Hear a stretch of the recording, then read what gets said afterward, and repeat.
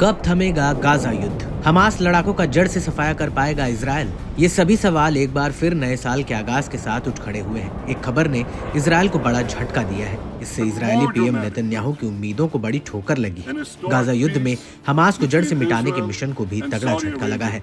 दरअसल दावा किया जा रहा है कि हमास बड़े पैमाने पर लड़ाकों की भर्ती कर रहा है। बड़ी संख्या में लड़ाके अपनी अलग अलग यूनिट्स में शामिल हो रहे हैं। इजरायली मीडिया आउटलेट्स ने दावा किया कि हमास नई ताकतों की भर्ती करके एक जोरदार वापसी की तैयारी कर रहा है। हमास अब इजराइल को कड़ी चुनौती देने की योजना बना रहा है। लंबे समय चलते युद्ध में इजरायली सेना के टूटते मनोबल का हमास फायदा उठाने की तैयारी में है। चैनल 12 के मुताबिक फिलिस्तीनी इस्लामिक जिहाद के लड़ाकों के साथ मिलकर हमास के पास कुल 20,000 से 23,000 लड़ाके मौजूद हैं। हाल में यह आंकड़ा करीब 12,000 के करीब था। जंग के शुरुआत में आईडीएफ ने हमास के पास 25,000 लड़ाके होने का अनुमान लगाया था। हालांकि ताज़ा संख्याओं की माने तो अभी भी 23,000 तक लड़ाके हमास में होने की बात कही जा रही है। वहीं इजरायली सेना 20,000 लड़ाकों को गाजा युद्ध में मारने का भी दावा कर रही है। ऐसे में इजरायली सेना के दावों पर शक की सुइयां बढ़ने लगी हैं। साथ ही इस बात से भी इनकार नहीं किया जा सकता कि हमास ने बड़े स्तर पर भर्ती कर अपने नुकसान को कम करने की कोशिश की है। अगर इजरायली मीडिया का दावा सही भी है तो हमास लड़ाकों की बढ़ती संख्या इजरायली बलों के लिए मुश्किल खड़ी कर सकता है। तो वहीं इजरायल के गाजा ऑपरेशन की रफ्तार को भी काफी हद तक धीमा कर सकता है।